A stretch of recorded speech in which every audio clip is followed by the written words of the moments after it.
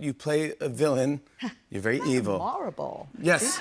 M.M. Madam Marble. Wicked Witch. Yeah, oh my God, that's so good, Wicked Witch. Madam Marble. Madam Marble. Madam Marble, Wicked Witch. Oh, I love that. What is your background? I don't even know. Is it Mr. Monopoly? You're not familiar with TikTok from the film Return to Oz? Oh, I haven't seen that actually. Disney classic, man. Is that the one with James Franco? No. The No, you're Return to Oz. thinking of- I haven't seen it either. The Oz, the Great and Great Powerful. and Powerful. What is the Return to Oz? Is it a direct sequel? Yeah, basically, it's made by Disney. It's based on another one of L. Frank Baum's books. It's based on like two of the books that were in the Wizard of Oz world. I didn't even know there were books. Dorothy returns to Oz, basically, and like it's kind of a Lion, Little Witch in the Wardrobe thing where a bunch of time has passed, or seemingly time has passed. The Yellow Brick Road is destroyed. Everything's different. Wow. Brutal. All of her friends have been turned to stone. Does sound like Narnia, actually. Yeah. And then it turns out that there's like an evil stop motion stone creature guy that has taken over, and he's using the shoes that she left behind. It's Mr. Monopoly. As powerful. And no. This is Mr. Monopoly Man is her friend. He is a warrior, like a man in the army for the land of Oz. Mr. Monopoly. And his name is TikTok, literally. And he's a wind-up guy. So he has a thinking wind-up, speaking wind-up, and a movement wind-up. So there's at one point, like, his thinking runs out, but he's still like running around and talking, and Right. There's a talking chicken. Toto is not really heavily featured, which is kind of that's my biggest critique of the film. I think it was considered a unsuccessful venture by Disney because it's a little bit terrifying for children, which, The Wizard of Oz, Kody, kind of a dark film as well. Oh, it definitely is. It scared me as a kid. So I would say it's pretty dark, but I'll have to add that to the watch list. I don't know if I even knew this existed, which is fun. There's been so many iterations of the Wizard of Oz and attempts at kind of capturing that original glory, because the Wizard of Oz is like the fucking, one of the greats. It's goated, man. I love it. Mina and I recently rewatched it, and it's kind of just undeniable. Like there's parts of it where you're like, if you made this today, like if you tried to do a shot for shot remake with modern technology, the Twister sequence is almost like, this is perfect. Like you wouldn't change anything. All the music's so incredible. It also has this, dark undertone, both in the film and in like the greater behind the scenes making of it. It's like the perfect American fairy tale in that it represents everything that's like awful about this country. And the Wizard of Oz literally being like this charlatan is, indicative of all the people that have continued to hoodwink us as a people throughout our history. I love the Wizard of Oz, and it's no wonder that something like Wicked exists. It's weird that it kind of took this long. Obviously, like the Broadway play hasn't been around that long, but like we're finally seeing these movies made, and now Wicked for Good. I don't know. It's kind of an unsuccessful finale and it is something that is so intertwined with something that I think is amazing, The Wizard of Oz. It is very interesting, and obviously the other movie we'll talk about today too is, another shades of The Wizard of Oz, which is super interesting. But yeah, for me, like Wicked, the second part, I think it's not crazy unsuccessful. I think it's just like okay, but I mean, when you combine the two together, I feel like it does make a much better overall story than obviously just like the standalone side of things. And also too, like, I don't know if this is the correct way to think about it, but I think of like the Wizard of Oz and Wicked like almost in completely different like universes. I don't know if I should, because obviously it's like, oh, the true story behind the Wizard of Oz obviously is kind of the pitch. But to me, like it doesn't line up, I don't think, really at all. Yeah, I mean, if you want to get into like the nerdy comic book like version of it, obviously they're like alternate universes where these things exist. Like I don't that's think cool. But the problem for me is that the second part, the second half of the play, this movie, Wicked for Good, is just like, hey, we're going to do the Wizard of Oz, though. Like, so I like that Wicked is the true story or what really happened, or this, fan fiction retelling version. but then you just fall back into like the tropes of like, hey, we just kind of have to do the thing that Yeah. is coming, and it feels so rushed, which is weird because it's also so like elongated, and I don't know, the pacing is all over the place. The choice to split this into two movies, I think, from a money standpoint and for everybody involved, they got a lot richer. But I think from a true creative uh like standpoint, this would have been much better off just being one film. Make it a Yeah. 3-hour movie, but like, And you I don't could, know. You and don't yeah, need that 4 that is hours. tough though. Like, are people gonna go out as much in droves, if you have a 3-hour musical? I don't know. I think that's just more difficult to market. And I don't know if people will think that's as successful, because then you're just like, oh, you're really, fast tracking it. So it is a difficult decision. Obviously, I'm usually not a fan of, splitting movies up and making extra sequels, Right. but I think these characters like deserve that development. Although, I mean, in the second one, it's more of just like Glinda. I feel like her side of things. We don't see a ton, of Alphaba. I feel like the first one definitely was focused on Alphaba, and I like her as the main character. But like you said, like once we got to the Wizard of Oz stuff, I feel like that was really, really, just trains on the track, like nonstop of there was no development really with like any of those fun side characters that I wanted more from. Like the Tin Man, I thought was a cool setup, and he has like this vengeful, arc, but like we don't see any He of gets it. one And scene. yeah, so I don't really understand like you said, like I don't even think they needed to tie it into kind of the Wizard of Oz story. I think it's a cool aspect that they tried to do that, but at the same time, I mean, they committed no time to it. So I'm very confused by like that inclusion of kind of the Wizard of Oz classic storyline. And unfortunately, like this movie, the music just isn't as good as the first half. Like even For sure. since seeing it, like I haven't noticed any of the songs being out there or people talk. But I think of like how much popular and Defying Gravity permeated through the culture, both even the original versions coming back and the actual filmed versions. Like this, yes, people are going to see it and it's making a ton of money, but I feel like the general consensus has been kind of like, yeah, this is meh. And Yeah. it's plot concerns and it's just like the music's not as good. Yeah. It's on my fantasy team and it's making good money. So It's doing well. I It's might doing get well. first. You might get first too. It's actually gonna be really Thanksgiving, close. the theaters went off. Everybody's watching everything. Like Oh, I mean, Thanksgiving had crazy numbers for television viewership on sports, and the fucking true. Zootopia made $560 million. Buku. I Buku mean, bucks. China went crazy on that as well. Shout out to them. But movies are back. I don't know. Probably not.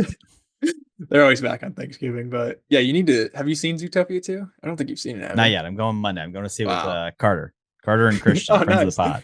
Shout out, shout out. But We got a little we got yeah, a it's little a good Zootopia time. date plan. It's gonna be perfect. I'll report back. It's a perfect movie to do that for. So I love it. I did see it over Thanksgiving break with my family. Funny enough, in a packed theater with a bunch of kids. So fun experience for sure. And yeah, it's bringing a crap ton of money in. But and Wicked's doing the same, which I'm excited for. What was your Wicked experience like in the theater? Because the thing is, I Well, remember obviously I saw the first Wicked in New York, and now I saw this film in Chicago. There was applause. The theater loved the first Wicked movie, and then Wicked for Good. There was like one guy who was like, "Yeah," and then everyone. Otherwise, we kind of all just shuffled out of the theater, and there was a couple in front of me, two young women, who said this was the best media I've ever experienced. I think is what oh wow, the quote was. high So I praise. guess there was rave reviews, but it was like not in the same fashion as the first one. Yeah, and I think for like fans of the musical, like it is probably gonna hit, for them just because like they're nostalgic and stuff about it. So I think definitely, it still has gotten a decent reception, even though I think everyone can agree like it's not as good as the first. Like you said, the music alone is just I don't think on the same level as the first one, which it's a musical, so it's kind of big. But my theater experience is pretty good. I saw it in IMAX, which was fun actually. I was a Dolby man myself. Ooh, nice. I don't know. I didn't even notice like it was in IMAX really, if I'm being honest. So I don't know if it was worth it. But I had a good time overall. I was supposed to see it a couple days earlier, but the theater literally got snowed out and it was supposed to be like packed. So I had to wait a couple days. And I mean, there were some people. I feel like most people at that point were definitely fans of it. But like you said, like the reactions were different. Like I remember in the first one, like it was getting a ton of laughs. Like I feel like the comedy with Ariana was really hitting. But in this one, I like when she was attempting to do, some of the comedic stuff again, it was kind of crickets, I feel like, in the theater. So, and yeah, nobody was singing along, which I had in the first one, I believe, as well. Just not as much an event, I guess, as, the first release. But like I said, I still enjoyed it overall. Like the music wasn't bad, the plot wasn't bad. It's kind of just like in the middle for me on a lot of things. I think it suffers from having, like you said, less of the side characters, the box, the Jonathan Bailey, whatever the hell he is. The people who become the Tin Man and the Scarecrow. It is so Cynthia and Ariana focused, and they're great singers. But then it's like Michelle Yeoh is like the next most prominent character, and Gold, who just can't fucking sing. Like Dinklage. Well, he doesn't Dinklage isn't even there, unfortunately. But like, Right. really, Michelle Yeoh is Goldman works his way through it. Michelle Yeoh, Wicked Witch, shout out to her. This isn't the right role for her, I would say. It is tough, I think, for her because like it is different castings for the different parts in each movie for her. Like in the first one, it's more of like the school setting, and she kind of does work more in principal, teacher, whatever her role is, meteorologist. But in the second one, I mean, she's basically, I mean, she's a part of the main antagonist for sure. So it's more of kind of that over the top villain. And I think that's true of like this entire second part. It is just like more over the top, and I don't buy into the characters as much. And especially like those emotional moments. I don't know if it's funny, but I think a funny part of this movie is like, when her sister gets hit by the house, and after that it's like nobody really cares. There's just like no emotion behind, the serious actions of this movie. So I think the first one definitely had that a lot more of, when there were emotional moments, it seems like, the characters did change, and it was just more believable for me. Cowardly Lion thoughts? I mean, did I miss something? Like he had what, like 2 lines? Mina Um, literally missed something because she went to the bathroom and came back, and the entire lion scene had passed. Because it yeah, is, like you said, 2 lines. like what's the point? Like I'm saying with the other, Wizard of Oz, core four there, like they get no screen time at all. So I just don't like either change the adaptation and include them a lot more or just cut them out. The same thing with Dorothy too. Like I don't really understand. I get it. They don't want to recast, it's such an iconic role, but just a really weird usage. Like she's not even in the movie really, but she's a main plot point. Yeah, and there's also so much to this, and it's true of every Oz adaptation. I've watched a couple this week where like things that exist in the book are okay, but a lot was created for that original film. So it's like, are you paying tribute to the iconography of the film, or are you adapting what the original thing is? Do you even have the copyright or the ability to show red shoes or to show the Emerald City in the proper way, or even have a real Dorothy in this film? It's this weird balance. Like I said, Oz the Great and Powerful, they're like trying to do Oz, but to a certain extent, some of that iconography they're not allowed to have. Return to Oz literally is Disney's making it. It's owned by MGM, and then Warner Brothers buys the copyright. Like it's kind of also just like fucking legal bullshit. Should have a remake of Return to Oz. I think that'd be fun. But yeah, it is the thing of like because the shoes are colored, not red in the Wicked movies. So I think it is more like an adaptation of the book, like you were saying. So maybe this is kind of just like a beat by beat for the book, and they wanted to stick to it since that was kind of their guns they put down with the shoe color and everything. But I don't know. I think the writing room is definitely the ones to blame here because everything else surrounding the movie, like the production design, is obviously still good. The acting is still solid. Like the singing from the leads are obviously really great. But just like plot wise, it's just bad. Like it's just straight up bad plot wise, which sucks. Where does the story come from? It's like this is part 2 of a movie based on a musical that was based on a book that is essentially like a self-told reimagining fan fiction of both the film and the original book written by Frank Baum. So it's like how many nesting doll layers deep are we that this becomes something, but then it also like can't stand on its own to a certain degree. Yeah. Have you read the book? No Wow. Wicked nor any Wizard Disappointed. of Oz, unfortunately. I can't come with that. Have you seen the Broadway show?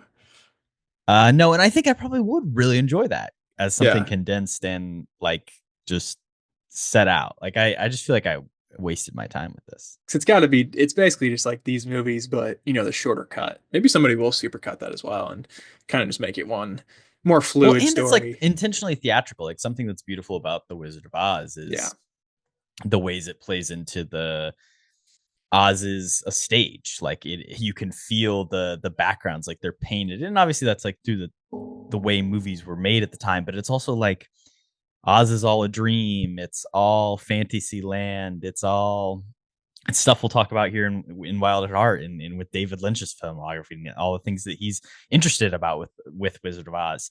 And this is just less focused on those themes, and it's more just like, what if the witches got into a fight over a man? Like I don't know. That is basically, I mean, that is more the plot, I guess, of what even we're talking about. And yeah, I don't know. For me, the love triangle, it didn't work, really at any level. But I don't know. And then like the ending with the scarecrow, it's kind of confusing. And she does a spell to save him, but also at the same time, it's like, you made him a scarecrow. So I don't know if that's really a good thing. And then, well, I guess we don't need to go into crazy spoilers, but yeah, I just don't love the conclusion or really the setup of that love triangle, unfortunately.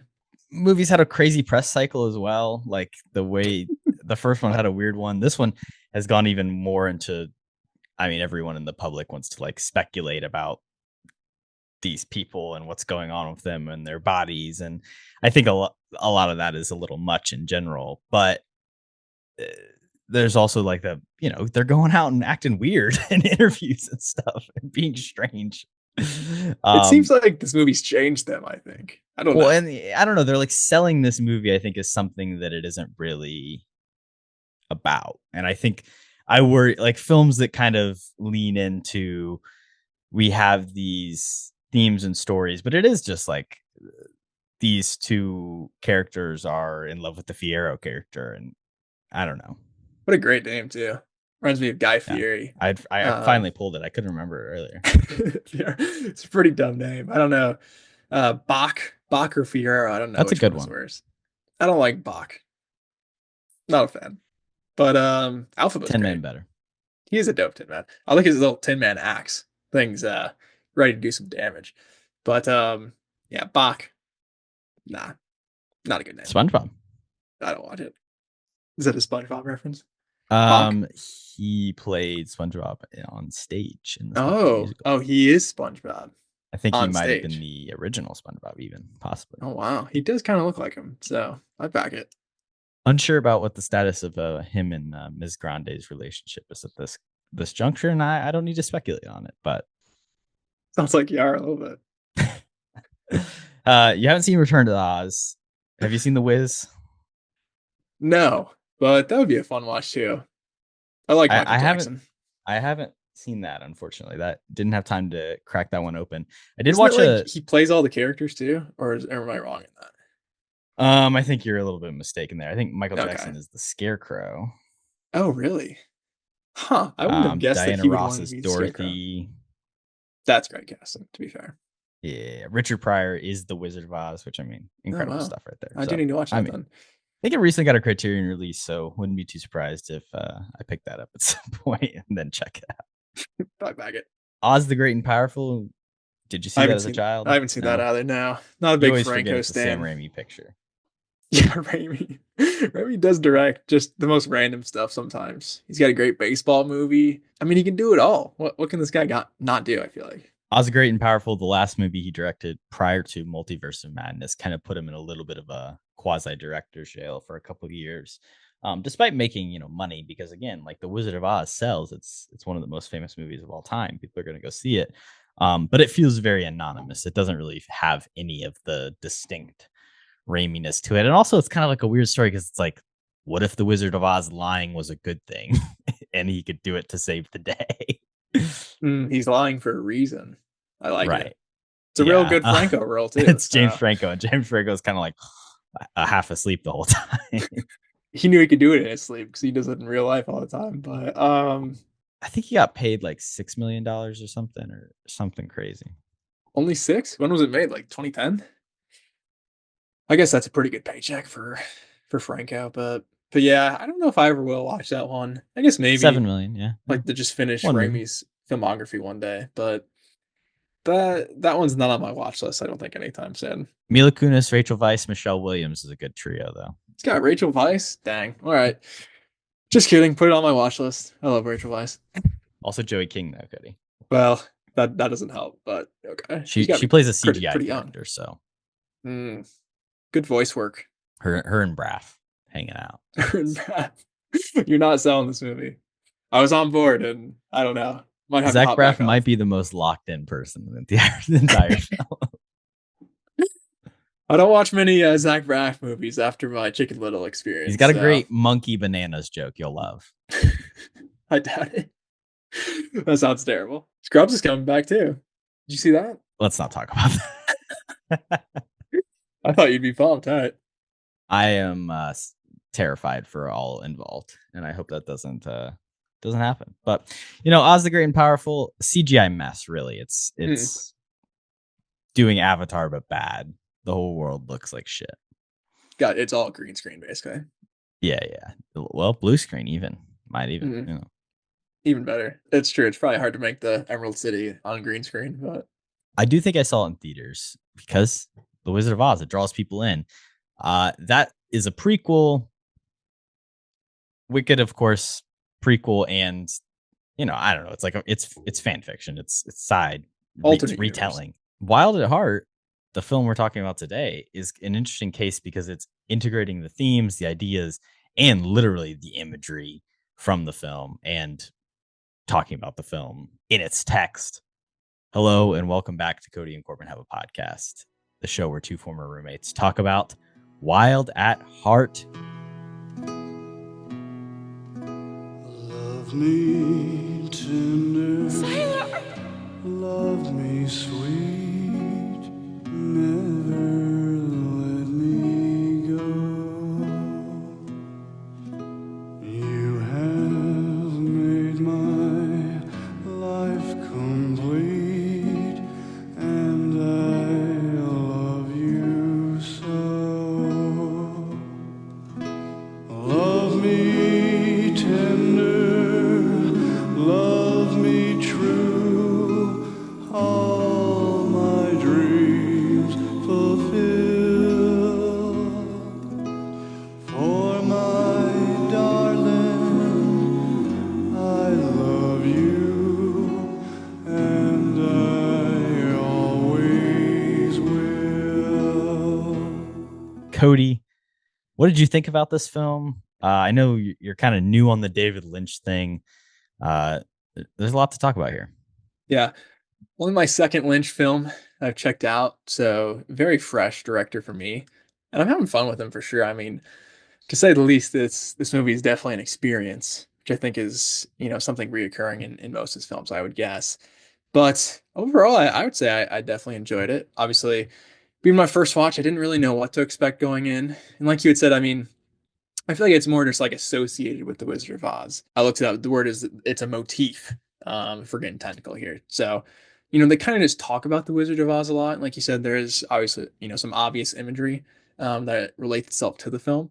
So I thought that was super interesting, just because I mean, like you said, all those other Oz movies we talked about, like they are kind of telling the story of the Wizard of Oz, Dorothy, all that good stuff, the witches. This isn't really doing that at all. It's its completely own thing. It's a Nick Cage, Laura Dern vehicle, carried 100%, on the back of those two awesome actors. So I had a lot of fun with them. It is a great cast overall too. And yeah, there's a lot to talk about. So I think this would be a fun one. Do you remember your first experience watching this?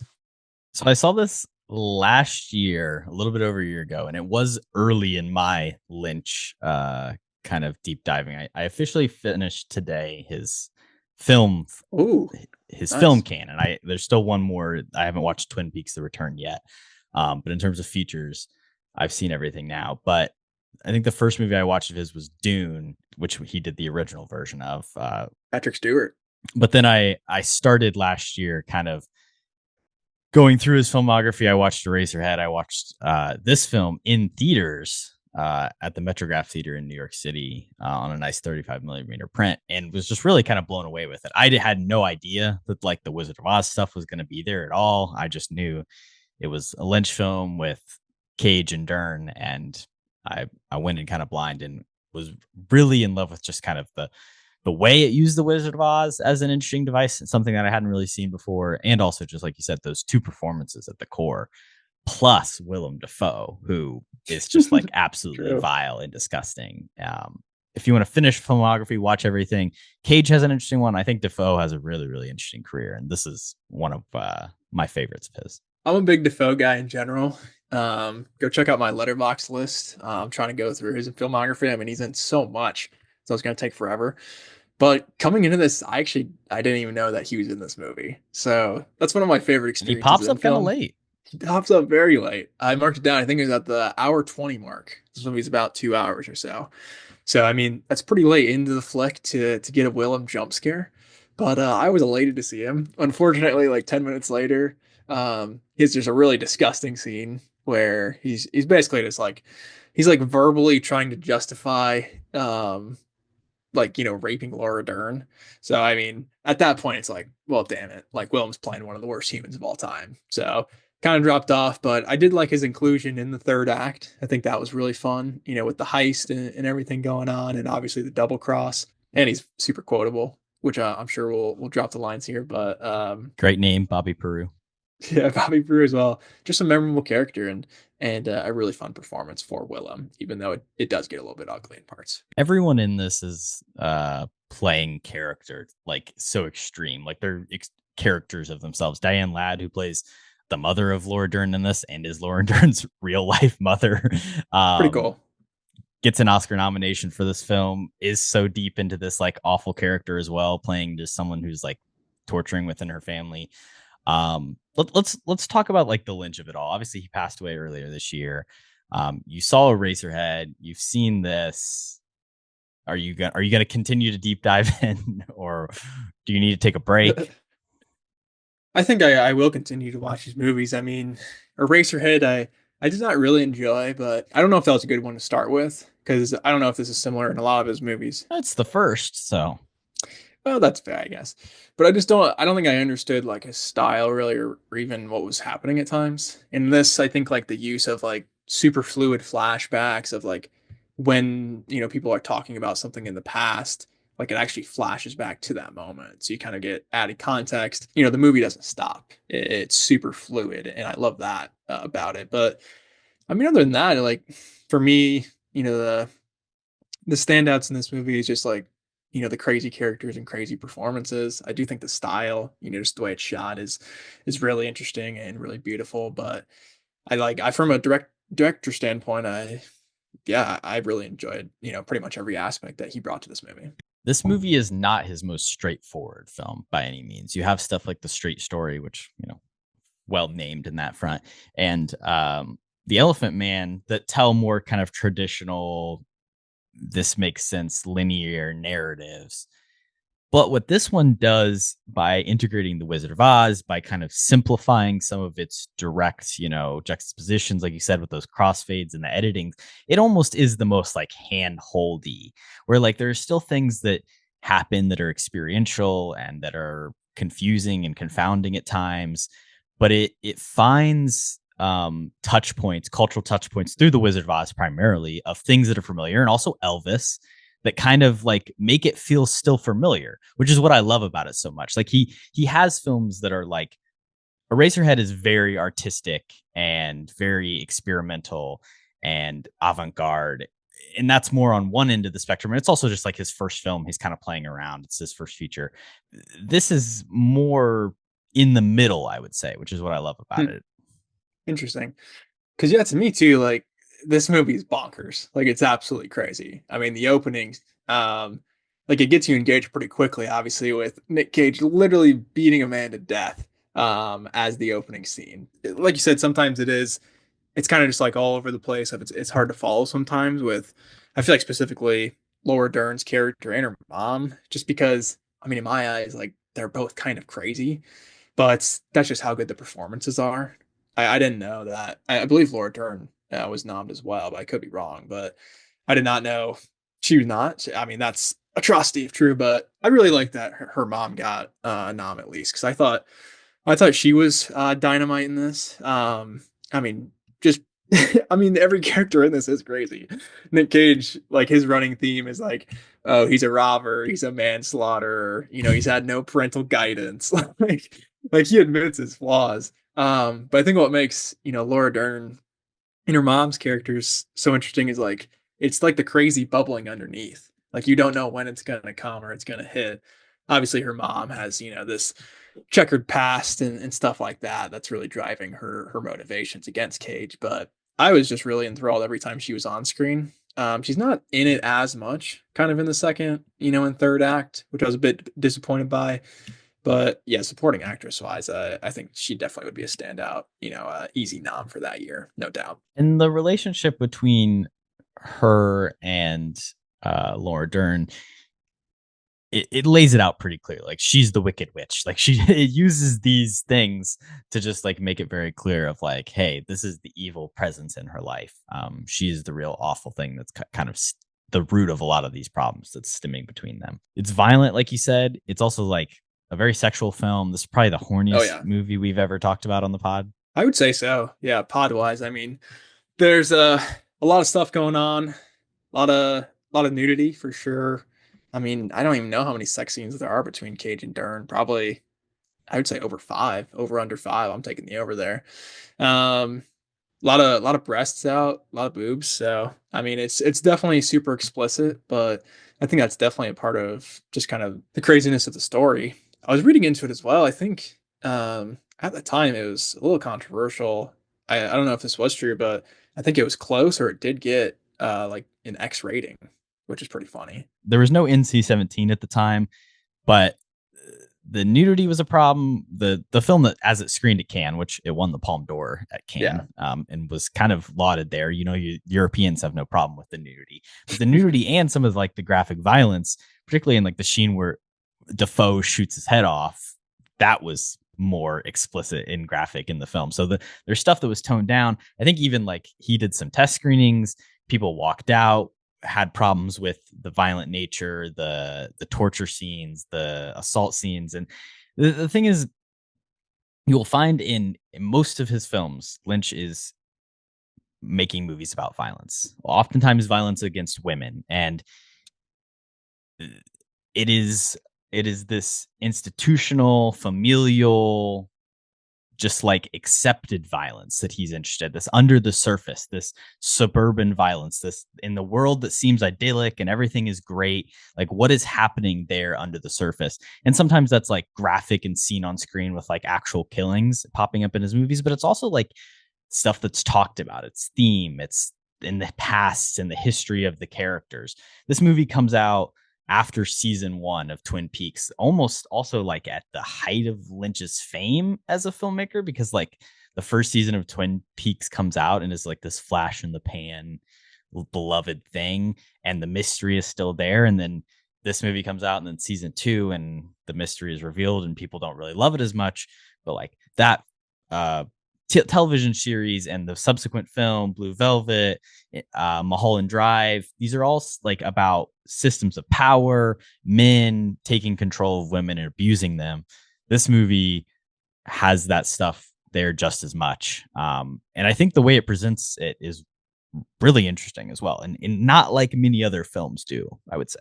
And specifically that Willem scene connects to that for sure. But I mean, I feel like funnily enough, like you are right. Like there's definitely parts of that in this movie, but also like a lot of guys get a lot of harm done to them. The guy at the beginning with Nick Cage, like you said, Willem Dafoe, Nick Cage at the very, very end, for the Glinda flash, gets his ass beat. So at least in this movie, he divvied it out. It wasn't all kind of he's divvying out the hate, sure. Yeah, it wasn't all directed at the women, which is super interesting, like you said. But yeah, I mean, the thing too, and I guess we can bring it up fairly early, but for me, I don't really understand like the Wizard of Oz inclusion of like why it needs to be here. I think it's a fun, like I said, motif kind of to have throughout the film. But do you think it's just like trying to align with the themes of kind of what's going on? or you said earlier, I think it was like trying to make this crazy movie like relatable, which I think that's really fun. But I never saw it from that perspective, I don't think.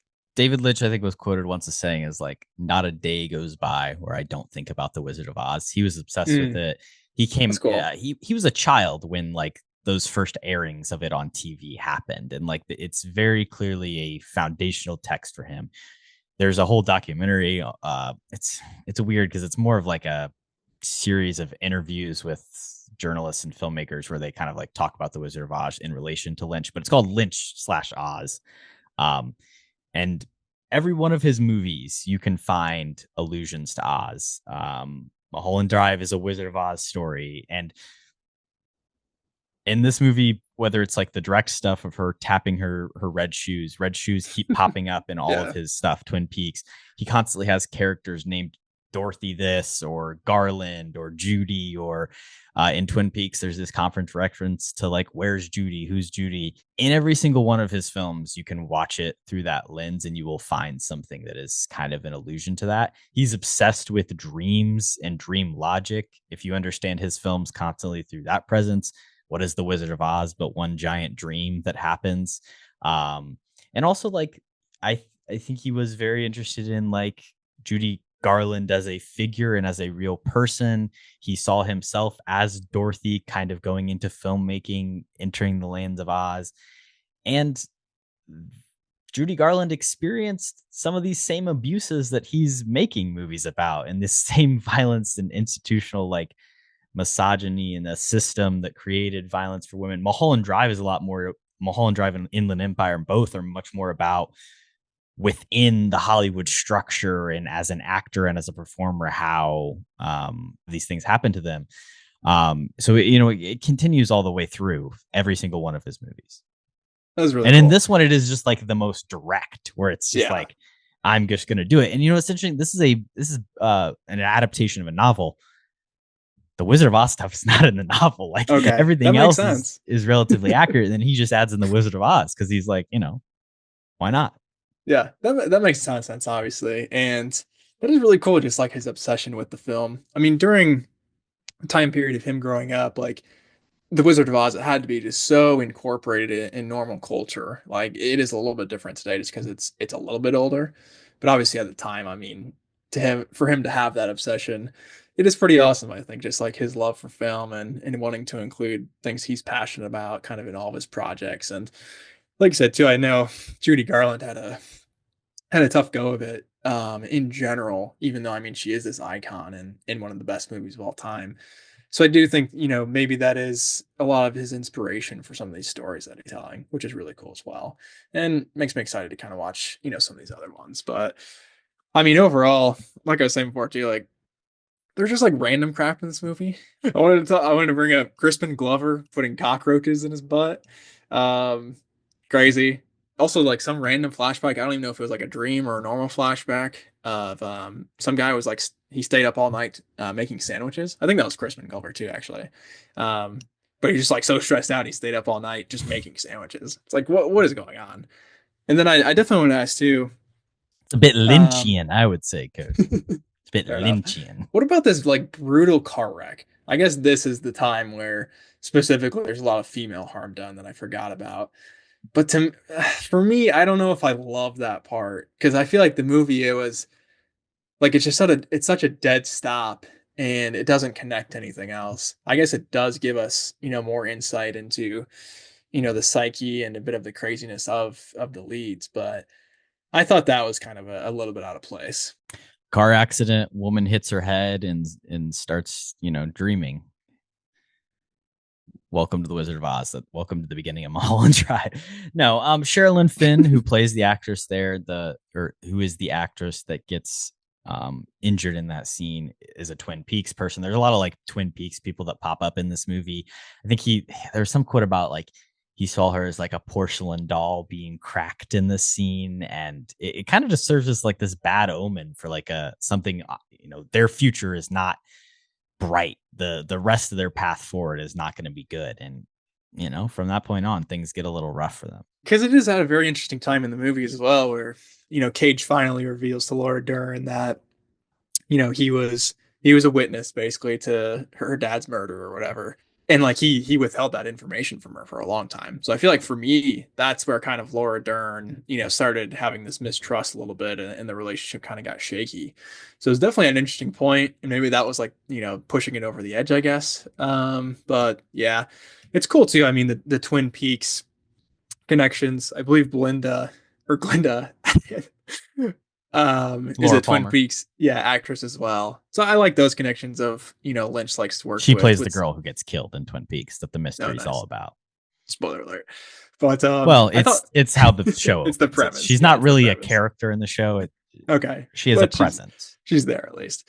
But I thought, I mean, obviously I think that's the most iconic kind of Wizard of Oz inclusion, is the ending. And I like the Wicked Witch stuff as well, of like her hallucinating, her mom, on a broomstick and stuff. I thought those two were kind of the Oz stuff that worked best for me. I liked when Jack Nance, which is the guy from Eraserhead and has basically been in all of Lynch's films, he's talking about Dodo from the Wizard of Oz. It's a good quote. I mean, there's so many things. What about the snakeskin jacket? Does that have anything to do with Wizard I don't of think Oz? that's Wizard of Oz related. That's Nick Cage related. I think that is his jacket. There's like a whole thing of like that jacket was inspired by a Marlon Brando movie, which was based on a play that somehow Diane Ladd and Bruce Dern met because of the play. And then, of course, Laura Dern was made because so it's like this full that's like IMDb trivia corner that you're reading something and you're like, is this real or did someone just like make some weird shit up on here? But the snakeskin jacket is Cage's, I think, and then I think he gave it to Laura Dern. But it is a symbol of his individuality and personal expression, if you didn't know, Kody. I was not aware of that, but it does show off his individuality, I guess. It's a sick jacket. I don't know. One of movies' great jackets. It's cool on Nick Cage, for sure. And I mean, talking about the leads, Laura Dern, I think Cage is good. I think Laura Dern, this is the best performance I've seen from her. Also too, like she's just like ridiculously hot in this. I don't think I've ever looked at Laura Dern kind of in this light. But I thought she was outstanding. You weren't watching Jurassic Park like I was, buddy. Fair enough. I was always focused on Sam Neill because he says Alan. Understandable. Wrong one, but Lost in the Sauce. Yeah, definitely not the first one. But yeah, I thought she was unbelievable. And, going up against the heavyweight like Cage, in craziness, like nobody's better at crazy than Nick Cage. And the fact that she, is at that level and maybe even a little bit better, I think is very impressive. There's a true manic energy to everything that both of them are doing. Like they're moving like 100 miles an hour. It feels like in a lot of scenes. Cage stepping up, doing some real singing, breaking out the Elvis. I mean, basically he's doing Elvis for the whole movie, which is another like callback to 50s. The Lynch, a lot of his films have like this 50s Americana, American Graffiti-esque kind of imagery, suburban life. Like he's doing Elvis. He's literally singing Elvis songs. Elvis, kind of a fucked up individual in his own right, the way he treated women, the things he did. But also is just like this overtly American symbol of, at that time in our country when everything was really changing or beginning to change and like an old lifestyle was leaving. Yeah. And Elvis is, I mean, I feel like Wizard of Oz and Elvis are both a big part of the story in general. I mean, obviously the conclusion of, he finally sings Love Me Tender to her. Yeah, is, I mean, a massive emotional moment. And yeah, we got to talk about that concert scene pretty early on in the movie. I mean, it's like a metal, like rock concert. And then, somebody bumps into Laura Dern and, kind of starts grinding on her and stuff. And Nick Cage literally stops the concert. He says, "Hey guys, hold on." It's the cig, throws it on the ground. It's just, I mean, the fact that he has, the means to do that is incredible. And then obviously, it's kind of the typical thing you would think of, making the guy apologize, kind of beating him up, roughing him up. But then at the end of that, it goes off the rails again. And he takes the mic and starts singing, Elvis. Well, I do want to know in that scene, he gets the guy to like land on the cigarette butt, which is a pro fighting move. We have to acknowledge. But this is like that moment this isn't a musical, but it's turning to you and looking at you and be like, hey, are you going to be all in on what's about to happen? Because Nick Cage is going to break out into song right now. And if you're not here for it, you should probably leave, because the rest of this movie is going to be just as out there. Yeah. And that's the same thing with the opening scene. Like I said, I mean, this movie, it gets you engaged early. I mean, if you're not on board, you can dip pretty easily in the beginning, I feel like. So it gives you that chance to, figure out if this is going to be a good fit for you. But I think just the compounding stuff of just Nick Cage doing crazy things, I'm always going to be on board. But yeah, once it kind of gets straight from him, I think it loses its mark a little bit in the second half. Like I said, I mean, I love Willem, his quotes as well of say cheese and your next fucker are going to be in my vocabulary going forward. But I don't know. Come It's on, just Mr. Roundballs. everything he says is iconic almost. But I don't know, like the first half I do enjoy a lot more than the second half for me. Yeah, that's understandable. And I do think like the way the story wraps up with Nick Cage kind of getting arrested and then it like flashing forward. Like I don't always love a flash forward in a movie for sure. Yeah, and a funny thing about that, super like also it's almost like that's the premise of Con Air. I don't know if you've seen Con Air, but that is the movie of, it's this guy, he had a kid. Well, which or one he came got first? well, yeah, it's a good question. I believe this one. But he has a kid, or he gets his wife pregnant, and then he gets arrested and he's in jail for, I don't know, 5-6 years. Like it's the exact same premise, and he's coming out and he's meeting his now son. Obviously in Con Air it goes off the rails, but I just thought like that that similarity is so Con Air strange. potentially a sequel to this film.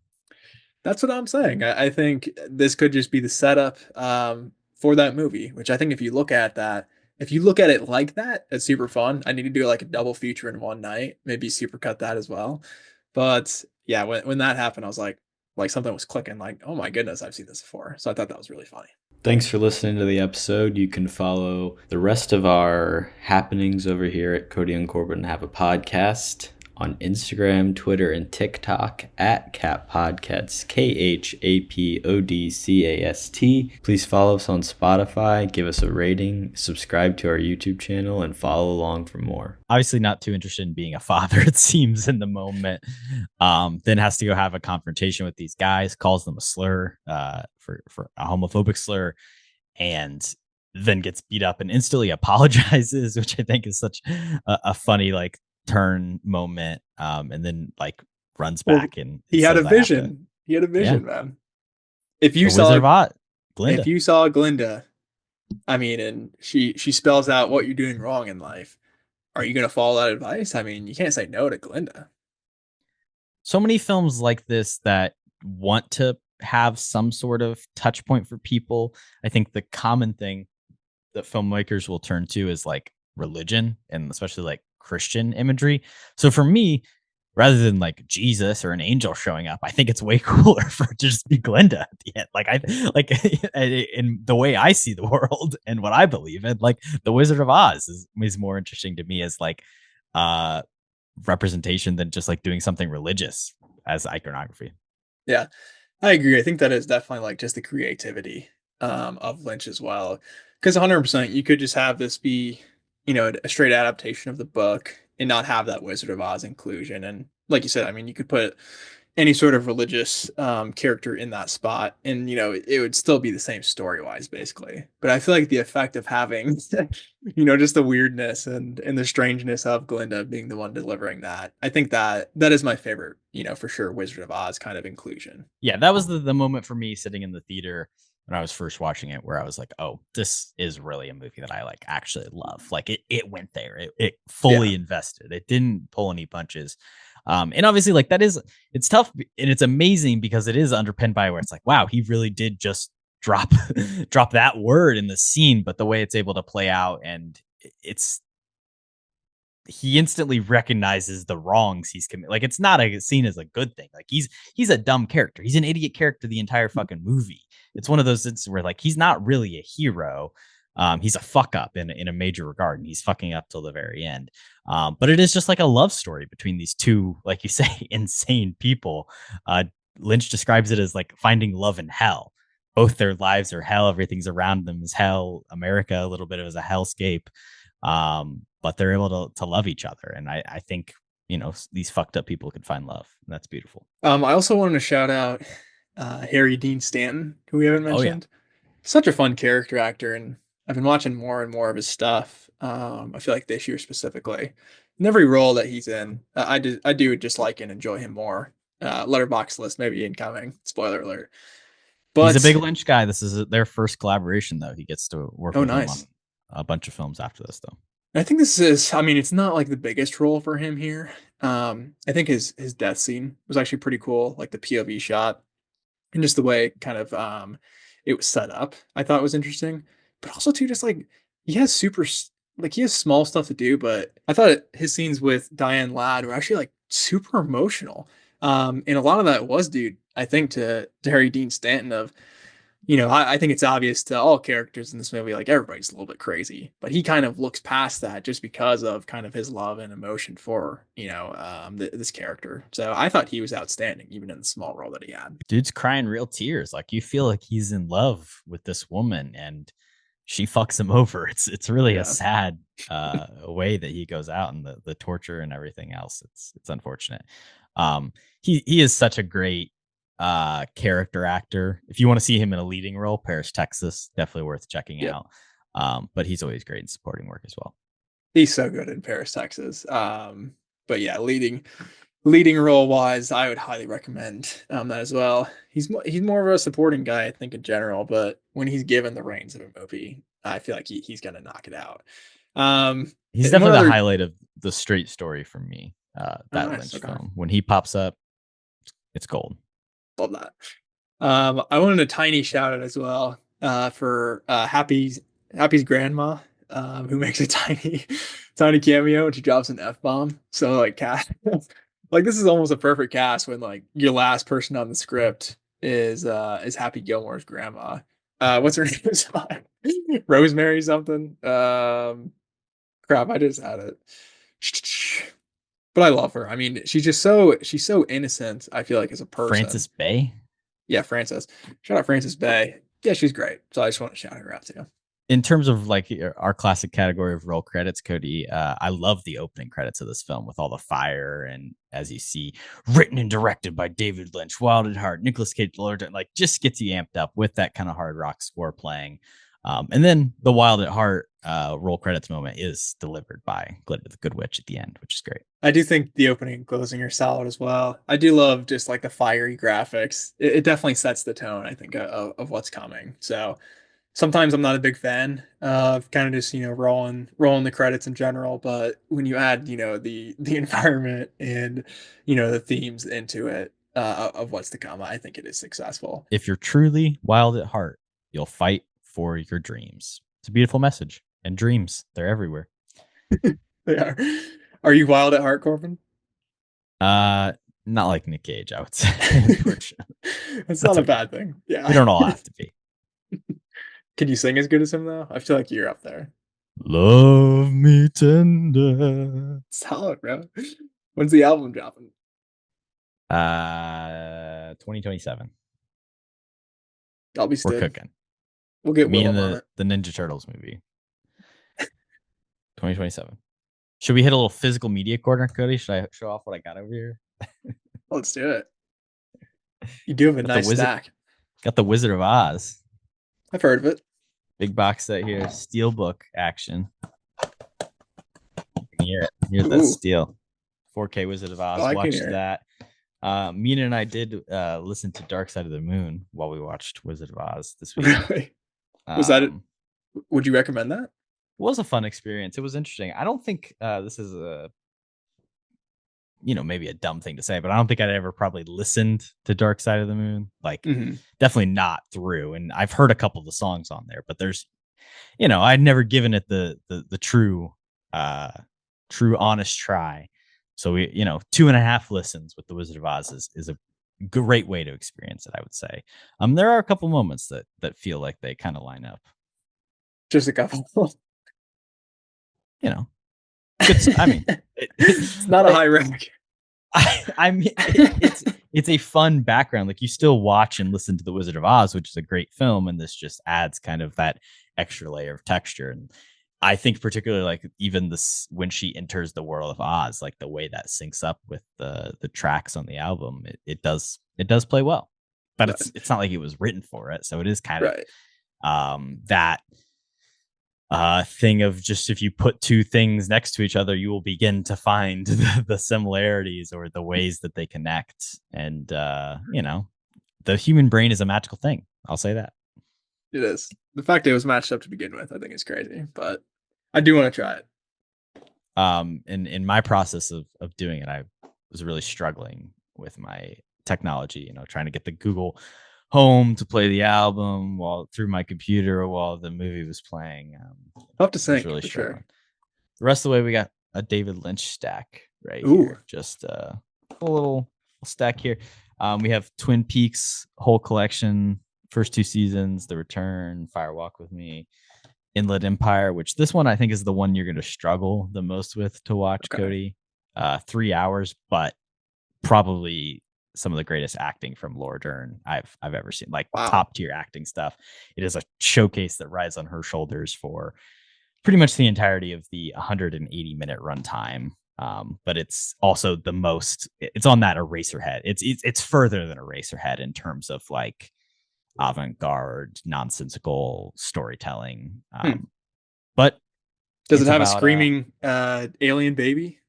Hopefully no, not. but it does have like a screaming Laura Dern, which you've probably like seen that I kind of image like that before the face. But the tagline, "A Woman in Trouble," is great. I'm hooked. I'm in. And it's about like the process of acting and what it takes to be like a performer. It's an interesting one where Lynch shot just a short scene that he had written with Laura Dern. Just like he was like, "Hey, I want to shoot this thing. Let's see as an exercise."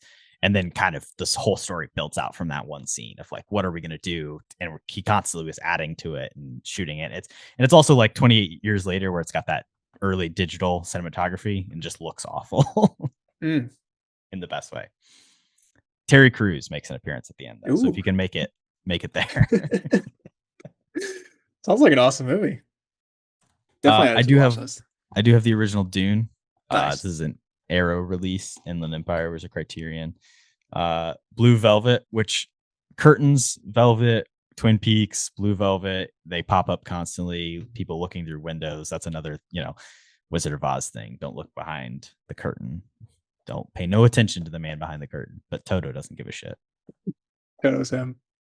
He really is, and that's why Return to Oz is unfortunate. Lost Highway, Mulholland Drive, again, Criterion editions of these films. Mulholland Drive is my favorite David Lynch movie.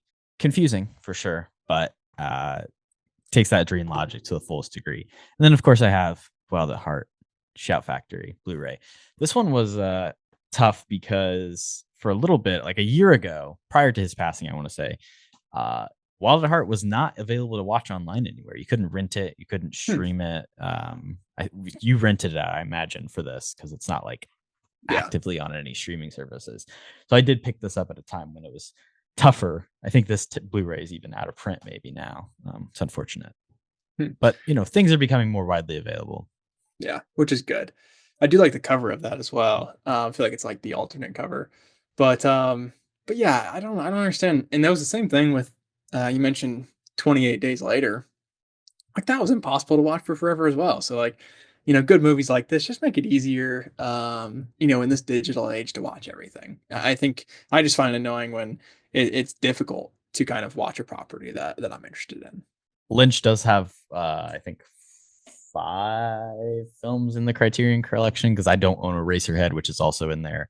Has pretty good, and also just like he has a history of kind of owning a lot of the distribution to his films. Wild at Heart was kind of a weird exception, but he had his own website where he would like sell just DVDs directly to consumer. He and like Kevin Smith were 2 of the first, people who really got on board with capitalism and sell on the internet. I can set up a website. I can sell to you exactly what I'm making, I'm owning, the things that I'm distributing. And then he was able to give a lot of that to Criterion Collection or give them the rights to do that. Now he's passed away. I do think there's been this general like let's get everything out there. If you go on the Criterion channel, you can watch a ton of his movies. You can watch a bunch of his short films on there, trying to make the things that he produced as widely available as possible. I do want to say, fuck Netflix and fuck COVID, unfortunately, because we didn't get anything else before he passed away. And I think a lot of that has to do with COVID happening and him being like an older guy who had complications from smoking a million cigarettes in his lifetime, and it becoming much harder for him to even be present on a set, in the sense of a world with the pandemic and the risk of getting something, and then just from there, was never able to maybe get the right funding or get the right opportunity to be back on set due to health stuff, which is unfortunate. Yeah. But this, speaking of smoking too, do you think maybe he was inspired by himself for Nick Cage? His character says here he started smoking cigs at 4 years old, Korbin. That's pretty early. I think so. Lynch Hopefully he wasn't that early, but that's crazy. He's an all-time cigarette smoker. I mean, the iconic scene in this when she tells him that she's pregnant Yes. by writing it on a napkin, and he lights a second cigarette and he's smoking too. It's good stuff. He doubles the cig when he finds out she's pregnant. I love that scene. That's one of my favorites. I think Dern, like in real life, passed out or had some sort of complications from smoking too many cigarettes on the set of this movie. Oh wow. I mean, they are just, everybody here is smoking constantly. So that sucks she had to go through that. But yeah, I think it's ingrained in both these characters, and it's ingrained in Lynch, I guess, as well, too. So it makes sense coming from him. Something else that I like about him as a filmmaker is like, some people make movies with symbols that mean one thing or mean something directly. And really, most of his movies are kind of just him expressing feeling and getting things out there and throwing them. Like I said, with the way Inland Empire was created, it was kind of just this iterative process. Mulholland Drive was a pilot that was not picked up, and then he wrote an ending, a 40-minute ending too, and retold the story in a certain way. He's such an interesting filmmaker in the way that he is creative, and also because of that, when you watch it's entirely up to your own interpretation. It's like whatever it means to you. There isn't one set meaning often to these films. Like in a Nolan film, when in Inception or Tenet or Interstellar, like everything connects together perfectly because like this means something. Or in The Prestige, it was that, he was twins this whole time and he was. And when you watch a David Lynch movie like Lost Highway or Mulholland Drive or whatever it is, like the mystery isn't necessarily solved at the end of the film. Like everything isn't always handed directly to you. And even in Wild at Heart, there's stuff, like you said, Crispin Glover talking about pickles. Like, what does that mean that you can think about? And it's entirely up to you, whatever you want to glean from it. And I like that because it's evocative, and it does kind of tickle the back of your head where you're like, that kind of does mean something, or it has to mean something. So then you begin to think about that. And yeah, I like that too. Not force feeding themes or even solutions to, kind of the premise. I think that's really fun. Movies that I love, The Prestige included, obviously, are like movies where, after you watch it, like you think about it a ton. And like the more you think about it, like the more you understand, like, was the character trying to do this, or, it was the filmmaker trying to say this, like stuff that makes you think more. I think I enjoy a lot more. So I love that he's not as direct with. This is just more open-ended in a certain way. So yeah. There isn't an answer always to find. You can find, people, like the thing is, like somebody could say like, well, I think it means this. And he would say, and anybody else would say like, oh, that could be right. Or it could be this, or it could be, it's whatever you want. Yeah. Which is always fun. Leaves the mystery open. Keep them guessing. They'll come back. I do think we should probably talk more about the Bobby Peru Lula assault scene, because it is very intense, explicit stuff. I think what's interesting about the way it's presented is the power dynamic. She kind of freezes, and obviously, like, I can't speak to like any personal lived experience here, but I feel like there's a lot of times in situations when women are attacked or assaulted, the instant like reaction of the public is they're like, well, did you fight back, or did you say no, or did you why didn't you do more to try and prevent that? Like there's a blame game that's played. And what you see here and what is presented here is like a very realistic depiction of like, sometimes your whole body just like shuts down and freezes on you. And when you have this man who is like clearly disgusting and violent and coming in and like instantly like, pissing in the toilet and setting the grounds of like, your boyfriend's nowhere near, I'm going to hurt you. Her response is to kind of like curl up and shut down. And I think that is not something that I really have seen depicted in these situations. They're oftentimes like much more intense or graphic. And her as a character, like she's had this systemically happen to her in her past. And then there's also like this aspect of like feeling pleasure and like what that can mean. Because there's obviously the hand shots throughout the film, kind of as she's having these sexual encounters. It's the camera focuses in on the way her hand is reacting to them. And there's a focus in on her hand in this moment too. But what I think it's portraying is like, it doesn't matter what she feels or what's going on, this is wrong and awful and a terrible, terrible thing that happens to her because she has no control and no say in it. She has no agency. And he depicts that in such an interesting way that it's what I think this movie achieves that no other really is able to, of like, this is about her character constantly being stepped on, stepped over. And for her, like she's completely helpless in an unfortunate situation. And then when he walks away, she clicks her heels like Dorothy. She wants to go home and nothing happens because the fucking awful world we live in. Yeah. There's no home for her to go to.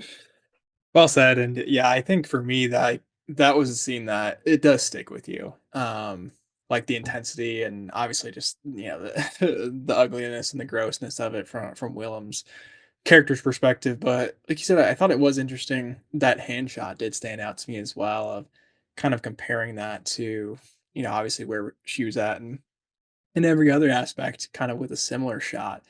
And I mean, like I said too, I think, for her, it's almost like she went into survival mode of like, if I do anything, to this crazy guy, I might die like very, very quickly. So the fact that, she's just frozen, just hoping like, nothing terrible does happen to her.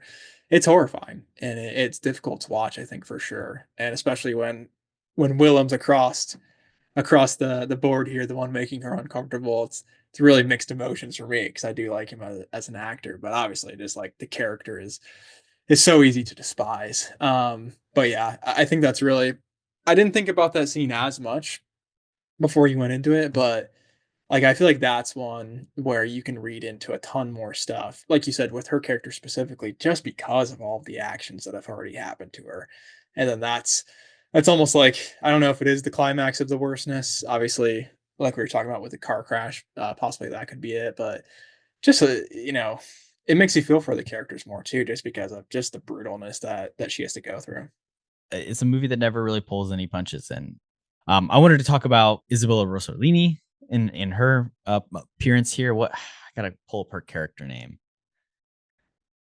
Yeah, and with her, I didn't even realize it was her. If I'm being honest, when I was looking at Letterboxd beforehand, I saw that she was on there, and like that is somebody I know, in general, just as an actress. But like this is her super young. Um, she's got a blonde wig on. It's like I just didn't even recognize her, so I thought she was okay. She's just not in it that much, obviously. The thing that I like about that and her appearance is it almost like hints at like this weird deeper world that's happening here and kind of like an underground mob situation. He talks about putting hits out. It's almost like this John Wicky world building. Her name is Perdita. Shout out to her. And there's the father character, the death, there's this kind of like seedy noir underbelly that the movie's not really about, but it kind of plants enough interesting stones. And honestly, like in a lot of Lynch films, you often have like weird, like culty gangs where there's guys in rooms talking on phones, and they're like, and this movie has some of that same stuff with like the gangsters are very like dark and ominous, and you don't know very much about them. It's interesting. Yeah, I think it is pretty cool just having like a The Santos subplot. character. Yeah. A subplot where, Nick Cage, he came from the shady, I mean, it's basically like a mafia, organization, I feel like. Like it's kind of just like a little bit of Goodfellas, thrown in on the side here. But yeah, like all of the dealings of different relationships between kind of those characters involved. And I mean, nobody obviously has Nick Cage's back here. So it's kind of just interesting. Like he's trying to reach out to different people he thought he could trust in the organization, and it's all just hurting him even more. Especially with Isabella Rossellini's character, obviously. So I thought that was for sure interesting. And then, I mean, the through line of that too, of the heist with Willem and Cage. I thought that was just entertaining in general from the actor standpoint, watching them Pull a do little that. pantyhose over your head and rob a Yeah, bank. it's a great look. I mean, can't deny that. But also the twist with that of Willem being the hunter, with the coin. I think story wise that worked for me as well. So it's a fun action sequence. It takes Laura Dern away, from the main part of the story, and it takes the mom character away. So I think that's why I don't love it as much as kind of just those dynamics, going to head with the craziness. But Willem's definitely crazy, and he gets a crazy ending as well. So still entertaining nonetheless. Yeah, and that goes back to like some of the problems that I do have with the movie, where like the ending is kind of just like weirdly structured, where like I said, they go off by their lonesome and rob a bank, and then he gets arrested, and then we flash forward 6 years or whatever it is. I mean, initially the movie opens with a flash forward. It's 22 months, 18 days Yeah, that he spends in jail for I manslaughter. thought that was interesting. Shockingly low amount of time. And then 5 years, 10 months, 21 days for robbing the bank. But I do like that structure, like I was saying, of like the fluid flashbacks. I don't know if that's the correct terminology to use here, but I think it is really fun of just like assuming you're along for the ride and we don't need explanation. Like I think that is really fun of starting the movie with a flashback. And I think for the most part, like it's mostly chronological, obviously with flashbacks involved. Do you think that's true? Maybe like the car scene happens, earlier on and stuff like that, but I feel like it is mostly chronological. Yeah, I would say like the structure of Laura Dern and Nick Cage on their road trip is like pretty linear. You're not really jumping around. But I do like the way as we flash back to kind of the night of, the manslaughter, if you want to call it that, and everything, preceding that, you learn more and more about these characters. You find out, Nick Cage is in deeper. You see what her mom was trying to do with him on that night and trying to getting him in trouble and all that stuff. So I love a movie that kind of reveals more information and recontextualizes that initial scene further and further as you go. I like that a lot too. When you do get questions answered on why were these characters kind of acting crazy like they were, like they do actually have some explanation for it. So I do like, especially with the mother character of like why she she hates Nick Cage so much. It's like, oh, okay. Well, after seeing that, like it's a little bit more understandable. Like she's still crazy, obviously, but at least she has like some motives of why she's doing this. So I thought that was fun. And she's the Wicked Witch, dude. She fucking melts when she gets water poured on her. That's a motive enough for you. I was just going to talk about that too. Yeah. Like and again, I don't know if I love this, and this is kind of where the odd stuff loses me, I think, a little bit, is like her throwing her glass of water like at a picture of her mom. Like it's like that's kind of just like hitting it on the head of the symbolism, I feel like, for me. So fun for sure with the Wizard of Oz, inclusion, but I don't know. I think that was a miss for me on kind of the motif side of things.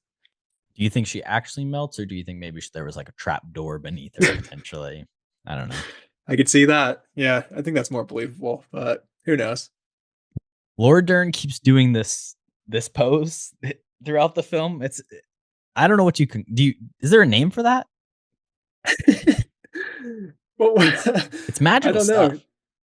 Yeah, it is kind of just like a pose. I don't know how else to She keeps describe hitting it, but the holding the hair up out of her face. It's good constant. luck. It's like it's a great choice as an actor to make. It's like, like it feels very true to the character. It's like a chicken wing, a Wizard of Oz chicken wing. But I think it's good. I mean, she could do anything in this movie and look good, if we're being honest. But she likes that pose for some reason. She always, I mean, she even hits it like right at the end. It's great. Like it's constant. So I gotta love that. The candy necklace is great. That's a great gift to give. Does that come back at all? I can't. Was there a payoff for the candy necklace? Is the kid she wearing eats it or something at the end? That'd be cool if the kid was wearing it at the end, but I wish we got a call back at the end for that. Unfortunate. I forgot about it. Anything else? Boner with a capital O. That's a good line. That's solid. Makes I a feel lot like of sense. all the dialogue is good, and like I said, the stuff with Willem, I think the say cheese line is so funny. it's all iconic. I think the script is solid. I like the scene when they're in the car and she's driving and she's like trying to find something to listen to on the radio, and she keeps flipping through the Yeah. stations, and every single like one she goes to is this awful story. First one's like a woman shoots her children, and then a man has sex with a corpse.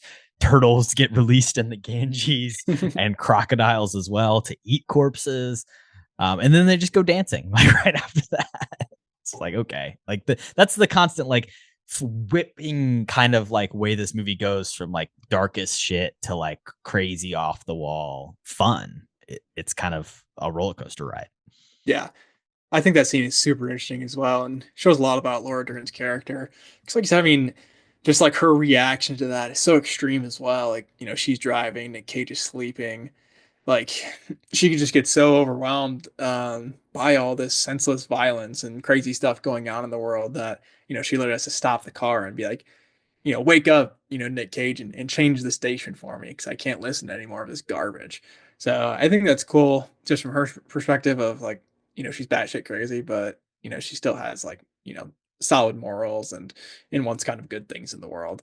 And then, like you said, just like, it's kind of just like glossed over and they go right back to kind of being this lovey-dovey couple. So it is fun for sure. All right, Kody. 3-movie mini draft. We're drafting witch movies. Not witch movies. We're talking about movies with witches. You want the first pick? I think I had it last time. Okay, I'll take You it. can have it. I'll take Shrek 2 1-1 overall. The fairy godmother is a witch.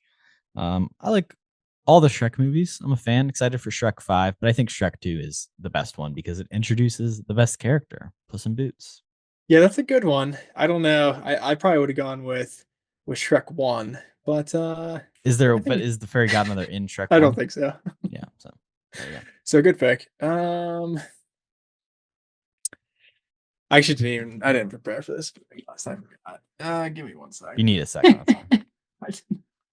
This would be a good one to prepare for too. I got the next pick here. I think I'm going to stick very basic off the bat here because there's some depth here.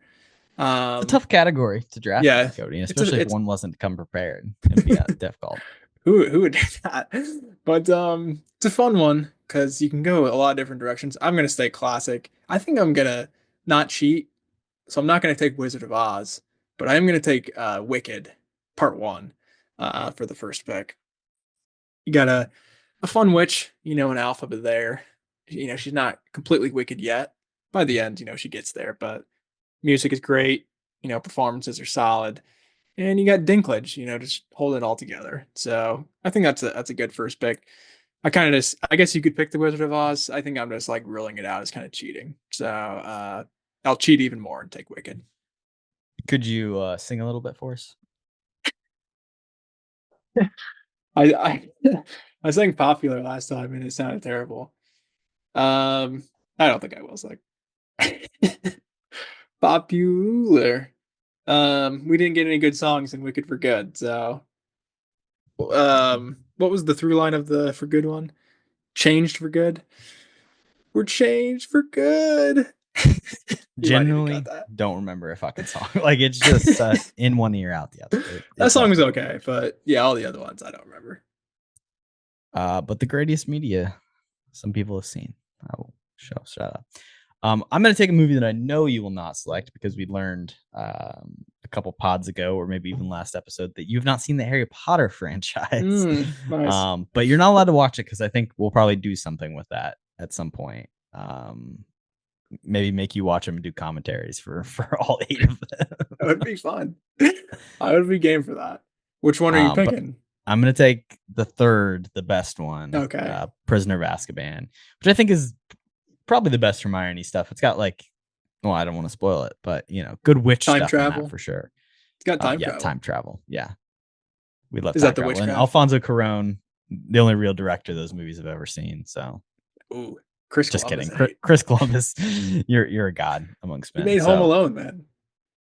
He did make Home Alone, Cut him and some he also slack. fucking did all that terrible stuff to the native people all that time ago. So well, he's on watch. True, and he made Pixels, which was Definitely not as bad as the original Chris, but still up there. Good pick. This movie's dark, but it also has that kind of like childlike wonder. It finds the good balance before things get too intense and awful. And it's also not, it is the only movie that is not really focused on Voldemort, actually. Like he's not the main antagonist of it, interestingly. It brings in Gary Oldman for the first time. It's the best. I have read the book, actually. The only one that I've read. Good stuff. Yeah, shout out werewolves. Solid book. He's flying on that weird thing. What's that thing called at the end? Is that the right one? I don't know. Yeah, no, I know what you're talking about. The hippogriff is what he's flying on. Hippo. Yeah, it's a hippogriff. It has a name. It's Buckbeak, but yeah, that's what it is. Yeah, Buckbeak. He is like the face of a eagle or a eagle bald and eagle. the body of a horse with wings or something. I don't. Pretty dope. Not good. Pretty sick ride. So. I think Mina's not in the other room because she'd be stomping in here right now, telling me I'm wrong. She needs to be on the commentary as well. Okay. Good second pick it's there. a mix between a horse and a griffin, which a griffin is a mix between something to do with Gryffindor, right? It's basically eagle. For Gryffindor. Yeah, you know everything, man. Quidditch. I would be good at Quidditch, to be fair. Just need to learn how to fly.